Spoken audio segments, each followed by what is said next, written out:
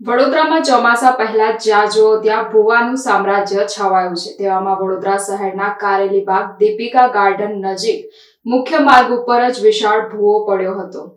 શહેરના અનેક વિસ્તારોમાં ચોમાસું બેસે તે પહેલા રસ્તા બેસી ગયા છે, જેમાં શહેરના કારેલીબાગ દીપિકા ગાર્ડન નજીક મુખ્ય માર્ગ પર વિશાળ ભૂવો પડ્યો હતો, જેના કારણે વાહન વ્યવહાર પર તેની અસર થઈ હતી। શહેરમાં પાલિકાની અધૂરી અને અનગઢ કામગીરીના કારણે છાસવારે રસ્તો બેસી જવો અને ભૂવા પડવા જેવી ઘટનાઓ બનતી રહે છે। આવી ઘટનાઓમાં પાલિકા દ્વારા નુકસાન થયા બાદ સમારકામ શરૂ કરવામાં આવે છે। જોકે ઇજારદારોની તકલાદી કામગીરીના કારણે જમીન પુરાણનું ધોવાણ થવાના કારણે ભૂવો સર્જાય છે। શહેરમાં અકોટા, માંજલપુર સહિત અનેક વિસ્તારોમાં આ સપ્તાહમાં રોડ બેસી જવા અને ભૂવા પડવાની ઘટના સામે આવી છે। જ્યારે બપોરના સુમારે કારેલીબાગ સંગમ 4 રસ્તા પાસે દીપિકા ગાર્ડન જવાના રોડ ઉપર ભૂવો પડતા રહીશોમાં ભયનો માહોલ છવાયો હતો।